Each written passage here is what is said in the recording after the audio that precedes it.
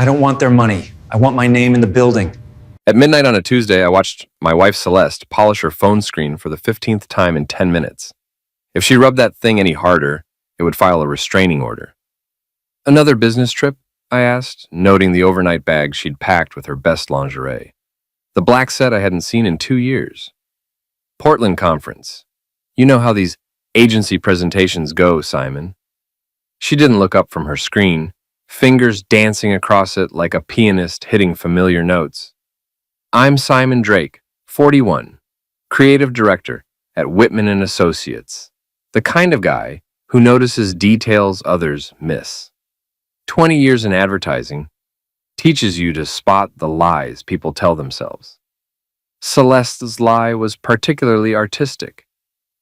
Funny thing about that Portland conference, I said, leaning against our kitchen counter. I handle all the creative presentations for main accounts. Weird that nobody mentioned needing me there. Her fingers froze for exactly 3 seconds. Then she resumed typing. It's more of a strategic planning session.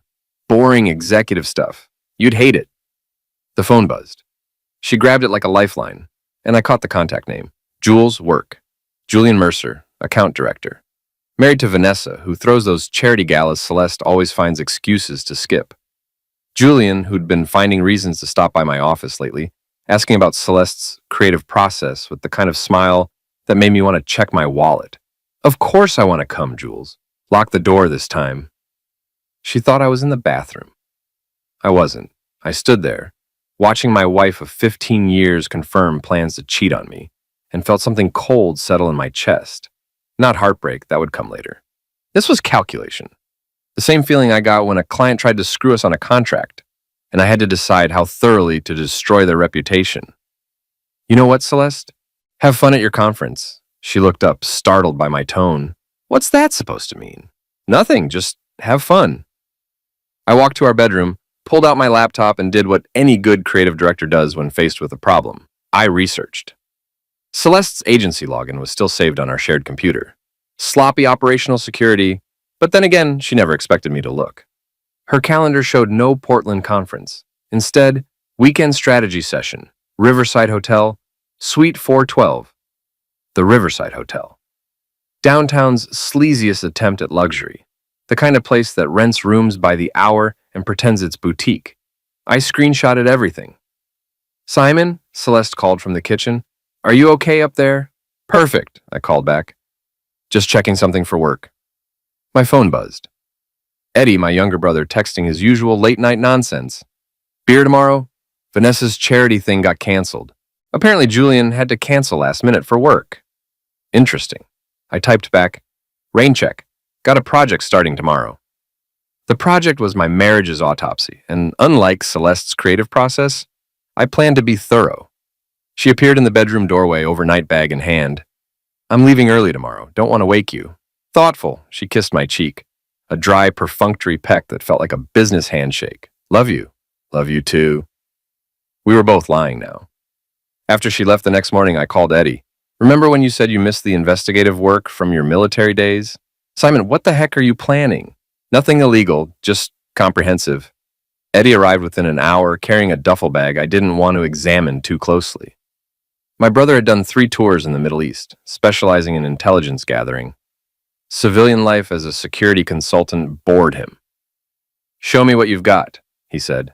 I laid out the screenshots, the hotel booking, the timeline. Eddie whistled low. She's not even trying to hide it. This Julian guy married? 15 years, 2 kids. Messy. Eddie grinned. I like messy. What's the plan? Phase 1, confirmation. Phase 2, documentation. Phase 3. I paused. Phase 3 depends on what we find. We drove to the Riverside Hotel in Eddie's unmarked van, another perk of his security business. The lobby reeked of cheap cologne and expensive desperation.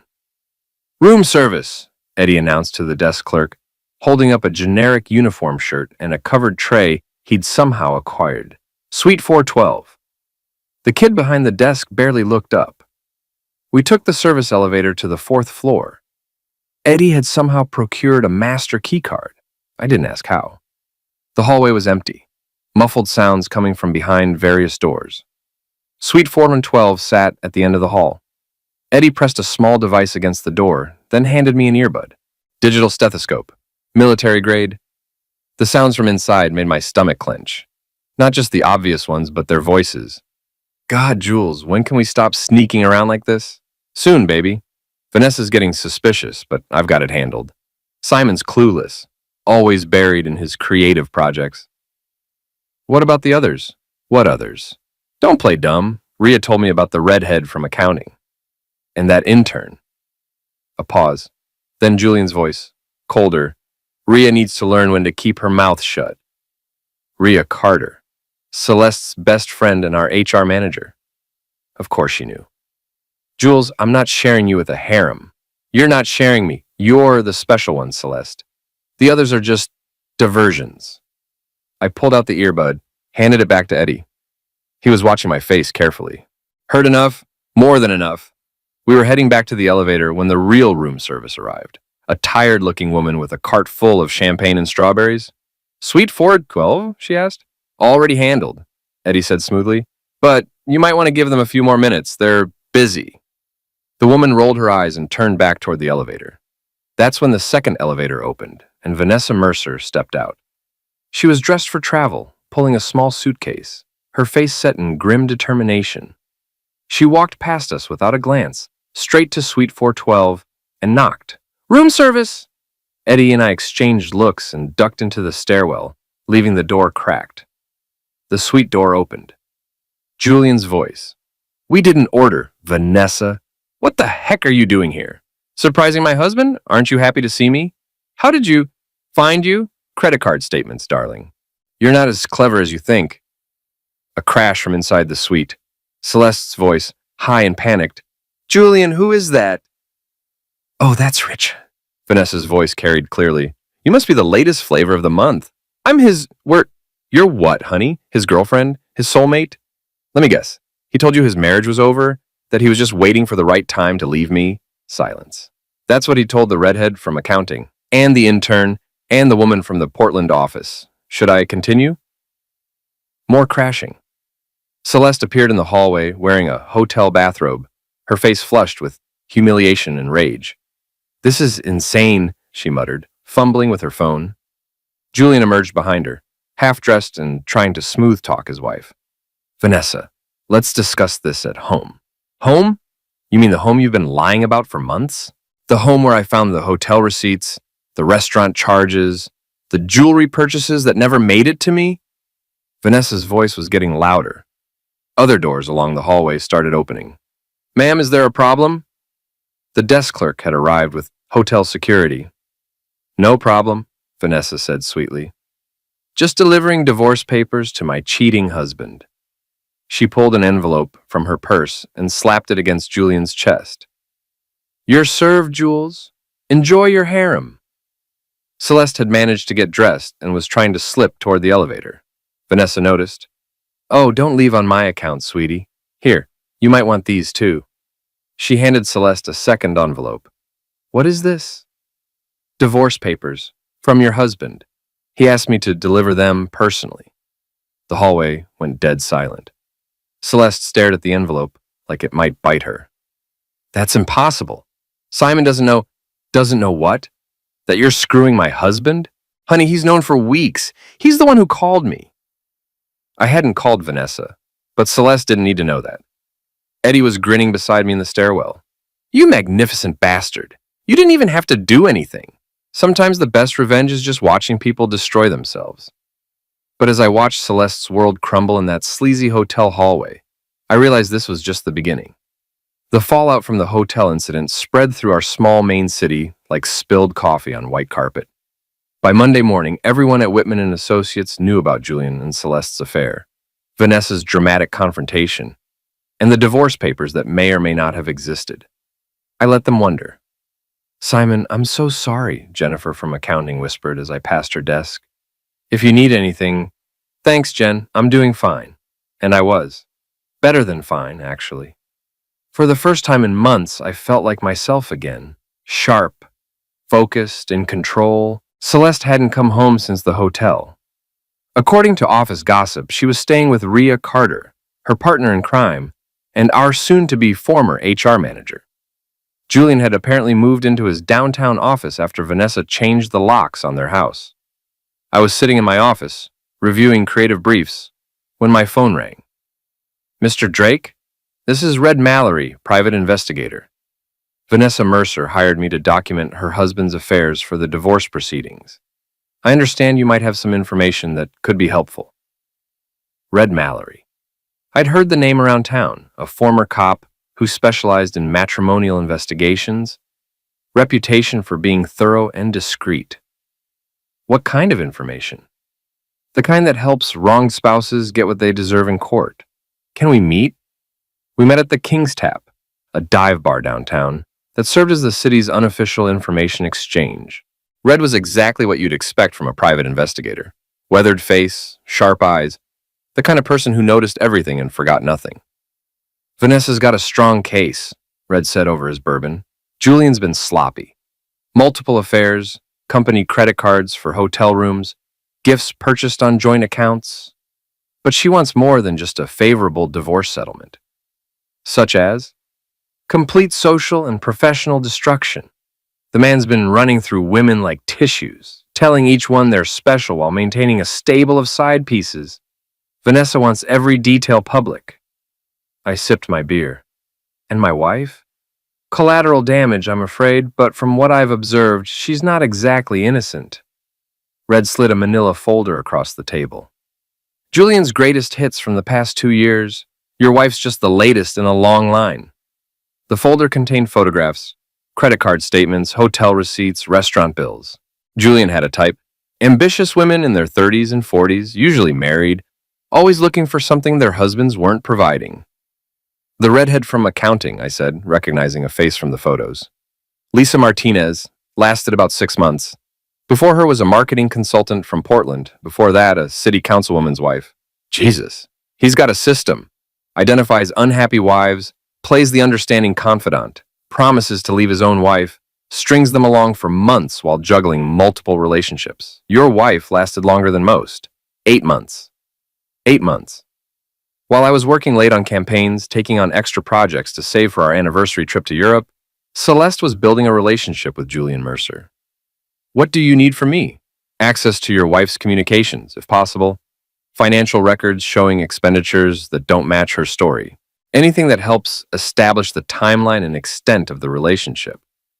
I thought about Celeste's laptop at home, her email accounts, her credit card statements. I can probably help with that. There's something else, Red said. Julian's been using company resources to facilitate these affairs. Conference rooms booked under fake names, company credit cards for personal expenses, even using the office after hours for meetings with his women. If that information found its way to the right people, he'd be fired and potentially face criminal charges for misuse of company funds. We shook hands. I had a partner in my war against Julian Mercer. That evening, I drove home to find Celeste's car in the driveway. She was sitting at our kitchen table, still wearing the same clothes from the hotel incident, looking like she'd aged 5 years in 3 days. We need to talk, she said. Do we? She flinched at my tone. Good. Simon, I know how this looks. Like you've been sleeping with Julian Mercer for 8 months while lying to my face? Yeah, that's exactly how it looks. It wasn't supposed to happen. It just developed, like a rash. She stood up, tried to move closer. I stepped back. Just don't. I want to fix this. We can go to counseling, work through what, Celeste? Your decision to cheat on me with a married man who's been running a harem of side pieces? Your best friend covering for you? The fact that you've been lying to me for months? You don't understand the pressure I've been under at work. Julian was supportive. He listened to you complain about me while he was planning to add you to his collection. Her face went white. What do you mean, collection? I pulled out my phone, showed her one of Red's photos, Julian with the redhead from accounting, taken 6 months ago. You weren't special, Celeste. You were convenient. She sank back into her chair. That's not... He said I was different. He said the same thing to Lisa Martinez, and the marketing consultant from Portland, and the city councilwoman's wife. Should I continue? The silence stretched between us. Outside, our neighbor's dog barked at something in the darkness. I made a mistake, she whispered. You made a choice. Multiple choices. Every day for 8 months.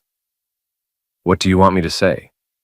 Nothing. I want you to pack your things and get out. This is my house, too. Actually, it's not. It's in my name, purchased with my inheritance from my father. You can check with a lawyer if you want, but I think you'll find your legal position is weaker than you assumed. She stared at me like I was a stranger. Maybe I was. I'm not leaving. Then I'll make staying uncomfortable.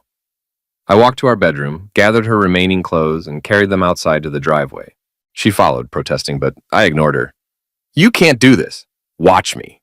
I went back inside, changed the locks on all the doors. I'd already ordered new ones online, and activated the security system.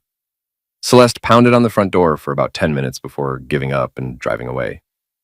My phone rang immediately. Eddie. Saw the show from my truck across the street. You okay? Better than okay. Phase 2 is complete. What's Phase 3? I looked out the window at the empty driveway, thought about Julian Mercer's system for destroying marriages, about Rhea Carter's complicity, about 8 months of lies. Phase 3 is where it gets interesting. The next morning, I arrived at work early and went straight to Julian's office. His door was open and he was on the phone, feet up on his desk like he owned the place. Telling you, the wife thing will blow over. Vanessa's all bark, no bite. And Celeste was getting clingy anyway. Time to move on. He noticed me in the doorway and quickly ended his call. Simon, how are you holding up, buddy? Buddy, like we were friends. Like he hadn't been screwing my wife for 8 months. I'm great, Julian. Really great. In fact, I wanted to thank you. He blinked. Thank me? For taking Celeste off my hands. Turns out she's more high maintenance than I realized. You're welcome to her. Well, that's very mature of you. I'm a mature guy. In fact, I'm so grateful I brought you a gift. I set a small wrapped box on his desk. He opened it cautiously. Inside was a hotel key card. What's this? Key card to Suite 412 at the Riverside Hotel. Thought you might want it as a memento. You know, of all the good times you had there with all your different guests. His face went pale. Simon, I think there's been a misunderstanding. No misunderstanding. I understand perfectly. You're a predator who targets unhappy wives, makes them feel special, then discards them when they get inconvenient. It's actually impressive in a sociopathic way. That's not... The redhead from accounting lasted 6 months. The Portland marketing consultant, 4 months. The city councilwoman's wife, 3 months. Celeste made it to 8 months. That's practically a long-term relationship for you. Julian stood up, tried to look intimidating. You need to be careful about making accusations you can't prove. Who's making accusations? I'm just admiring your system, though I have to ask, how many company credit cards did you use for those hotel rooms? Because I'm pretty sure Vanessa's divorce attorney is going to be very interested in that information. You don't know what you're talking about, don't I? Conference room B, booked under fake names for afternoon meetings with your harem? Company car for trips to Portland. Even the office after hours, I bet security footage would show some interesting comings and goings. Julian's jaw tightened. What do you want? Nothing. I just wanted to say thanks. And to let you know that Vanessa's private investigator is very thorough. Red Mallory, you know the name? The color drained from Julian's face completely. Have a great day, Jules. Oh, and you might want to update your resume. I hear the job market's tough for middle-aged account directors with ethics violations. I left him standing there, staring at the hotel keycard like it was a bomb. The war was just beginning. Within a week, Julian Mercer's carefully constructed world began collapsing faster than a house of cards in a hurricane. Red Mallory was thorough, more thorough than I'd expected. The private investigator had documentation going back 3 years, a pattern of behavior that painted Julian as a serial manipulator who used company resources to facilitate his affairs. But Julian wasn't going down quietly. Simon, we need to talk. Rhea Carter cornered me in the break room Thursday morning, her usual composed demeanor cracked around the edges. This vendetta against Julian has gone too far. Vendetta? I stirred my coffee slowly. I'm not sure what you mean. Don't play innocent. Everyone knows you're behind the investigation, the leaked information, all of it. I'm behind holding people accountable for their actions. If that feels like a vendetta, maybe the problem isn't me. Rhea moved closer, lowering her voice. Celeste made a mistake. She knows that. But destroying Julian won't fix your marriage. My marriage was destroyed 8 months ago. I'm just cleaning up the debris. Julian's talking about filing harassment charges. I laughed. Actually laughed. Let him try. I haven't done anything illegal. Can he say the same? Her face flushed. You're not the only one who could get hurt in this. There are other people involved, people who were just trying to help a friend. You mean people who helped cover up an affair? People who lied by omission for months? People who violated their professional ethics to protect a cheater? Ria's role as HR manager made her complicity particularly damaging. She'd known about Julian's pattern of affairs, had helped cover for both him and Celeste, and had potentially violated company policy in the process. I was protecting my friend. You were enabling adultery and workplace misconduct. There's a difference. She left without another word, but I could see the fear in her eyes. Good. That afternoon, my phone rang. Eddie, we've got a problem. Julian's disappeared. What do you mean disappeared? Vanessa went to serve him with additional court papers. His office is cleaned out, apartment's empty, and his car's gone. Looks like he packed up and ran. I felt a cold knot form in my stomach. What about Celeste? That's the problem. She's missing too. I met Eddie and Red at the King's Tap within the hour. The bar was nearly empty. Just us and Twitch Turner, the local gossip who seemed to live on his corner stool. Timeline, Red said, spreading papers across our table. Julian cleaned out his office Tuesday night. Security footage shows him loading boxes into his car around midnight. Wednesday morning, Celeste never showed up at Ria's place. Her car was found in the parking lot of Julian's apartment complex. Maybe they ran off together, Eddie suggested. Red shook his head. Julian's credit cards were maxed out paying for his lifestyle. His bank accounts were frozen as part of the divorce proceedings. And according to my sources, Celeste had been trying to end things with him since the hotel incident. Sources? Lisa Martinez, the redhead from accounting. Julian approached her last week trying to rekindle their affair. She recorded the conversation. Red pulled out a small digital recorder and pressed play. Julian's voice, desperate and slurred. Lisa, baby. I know we had our problems, but I need you right now. Vanessa's trying to destroy me, and Celeste's being a witch about everything. We were good together, remember? Lisa's voice cold. We were never good together, Julian. You used me, lied to me, and discarded me when I got inconvenient. Just like you're doing to Celeste now. That's different. Celeste knew what she was getting into. Did she know about the others? All the others? A pause, then. She's threatening to go to the police about some things, private things. I can't let that happen. The recording ended. What kind of private things? I asked. Red's expression was grim. According to Lisa, Julian has been documenting his conquests. Photos, videos, personal information. He uses it to keep them quiet when they try to leave. Blackmail. Exactly. And if Celeste was threatening to expose him, the implications hung in the air like smoke. We need to find them, I said. Already working on it. Julian's phone is off, but I've got contacts tracking his credit cards, his car registration, known associates. If he's still in the area, we'll find him. Twitch Turner suddenly appeared at our table, drink in hand. You boys talking about Julian Mercer? Maybe, Red said carefully. Why? Saw him yesterday, out at the old Riverside warehouse. You know, the abandoned one by the water treatment plant. Had a woman with him, looked upset.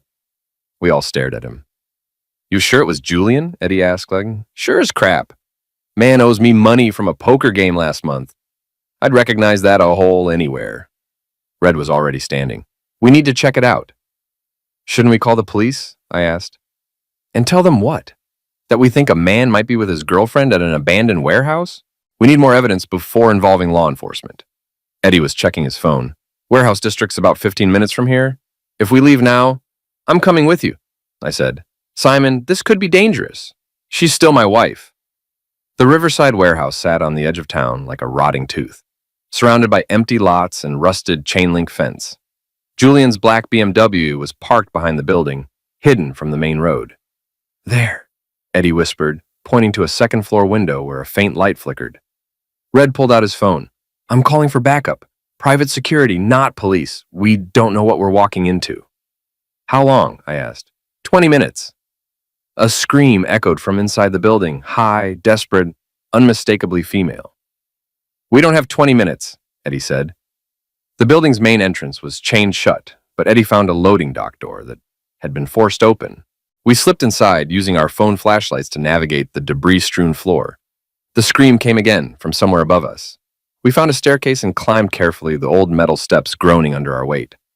The second floor was a maze of abandoned offices and storage rooms. Light spilled from a room at the far end of the hallway. "Told you I'm done with this," Celeste's voice, strained and frightened. "You're done when I say you're done." Julian's voice, but different. Harder, more desperate than I'd ever heard it. We crept closer. Through the partially open door, I could see into the room.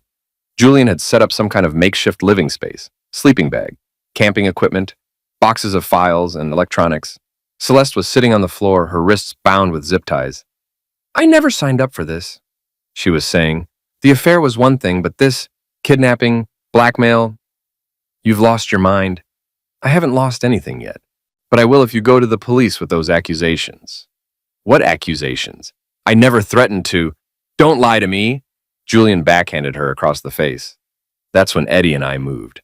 Eddie hit the door first, his military training evident in the fluid way he assessed and controlled the situation. Julian spun around, reaching for something on a nearby table, but I was already there. "Hello, Jules." He froze, staring at me with wild eyes. "Simon, how did you find you? Turns out you're not as smart as you think. Also turns out the whole town knows you're a predator." Julian's hand inched toward what I now saw was a knife on the table. Eddie noticed, too. "I wouldn't," Eddie said quietly. "I've had a very boring week, and I'd love an excuse to hurt someone." Julian's hand stopped moving. I looked at Celeste, still bound on the floor, a red mark on her cheek where he'd hit her. Despite everything, the lies, the affair, the months of betrayal, seeing her hurt triggered something protective in me. "You okay?" I asked her. She nodded, tears streaming down her face. "Simon, I'm so sorry about everything. I never meant for it to go this far. We'll talk later. Right now, let's get you out of here." Eddie had zip-tied Julian's hands behind his back using restraints from his security kit. "Red's backup should be here soon," he said. Julian was ranting now, the careful facade completely gone. "You don't understand what you're dealing with. I have information on half the married women in this city. Photos, videos, personal details. If this gets out, it's already out." Red's voice came from the doorway. He entered with two other men, private security contractors by the look of them. "Vanessa found your little insurance collection. Turns out keeping blackmail material on a shared cloud account isn't the brightest idea." Julian's face went ashen. "That's impossible. The account was encrypted. Your password was harem123, not exactly NSA-level security." While Red's team secured Julian and called the actual police, I untied Celeste. She collapsed against me, sobbing. "I'm sorry," she kept repeating. "I'm so sorry." I held her but felt nothing. No anger, no love, no forgiveness, just emptiness. "I know," I said. "But sorry doesn't fix this." The police arrived 30 minutes later, along with paramedics and what looked like half the town's gossip network. Julian was arrested on multiple charges: kidnapping, blackmail, misuse of corporate funds, and several others that Red rattled off with obvious satisfaction. Celeste was treated for minor injuries and released. As we stood outside the warehouse, watching Julian loaded it into a police car, she turned to me. "What happens now?" Now you deal with the consequences of your choices. The divorce papers are real, by the way. Filed them Tuesday." "Simon, please, can't we try to work this out?"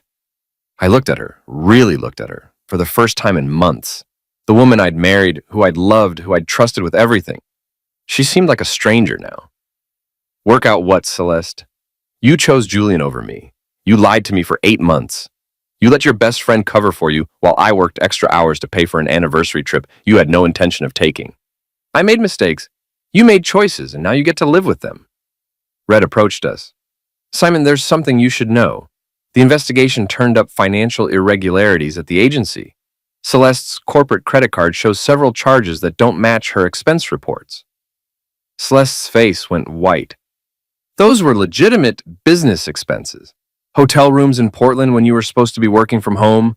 Restaurant charges for 2 when you claimed to be dining alone with clients." "I don't think so." "What does that mean?" I asked. "It means she's likely facing termination and possible criminal charges for fraud." I felt a grim satisfaction watching Celeste realize that her professional life was about to implode along with everything else. The agency's board is meeting tomorrow, Red continued. They'll want to distance themselves from this scandal as quickly as possible. Celeste grabbed my arm. Simon, you have to help me. Tell them it was Julian's idea, that he pressured me. I gently removed her hand. I'm done helping you, Celeste. You're on your own now. The next evening, I sat at the King's Tap with Eddie and Red, watching the local news coverage of Julian's arrest. The story had everything: adultery, blackmail, corporate fraud, and kidnapping. The kind of scandal that would be talked about for years. Rhea Carter was fired this afternoon, Red reported. Turns out she'd been falsifying HR reports to cover up Julian's behavior. The agency's cleaning house. And Celeste? Terminated for cause. No severance, no benefits, and the district attorney is reviewing her case for potential charges. I raised my beer. To consequences. To consequences, Eddie echoed. Twitch Turner appeared at our table, grinning. Simon, my boy, you've given this town the best entertainment we've had in decades. That woman of yours picked the wrong man to cheat with. Ex-woman, I corrected. The divorce will be final in a few months. What's next for you? Red asked. I thought about it. For the first time in years, I had no idea what came next. No lying wife to worry about, no marriage to pretend was working, no need to work extra hours to pay for a life that was built on deception. Whatever I want, I guess. Maybe I'll take that European vacation I was saving for. Solo this time. You earned it, Eddie said. My phone buzzed. A text from an unknown number. Simon, it's Celeste. I'm staying at a motel on Route 1, room 23. Please come, we need to talk. I know I can make this right. I showed the message to Eddie and Red. They both laughed. Some people never learn, Red said. I typed back. There's nothing to talk about. Lose this number. Then I blocked her contact and ordered another round. Outside, snow was starting to fall, covering the city in a clean white blanket. Tomorrow would be a new day, a fresh start, a chance to build something real instead of living with lies. I'd won. Not just against Julian Mercer, not just against Celeste's betrayal, but against the version of myself that had been willing to accept less than I deserved. The last laugh was mine.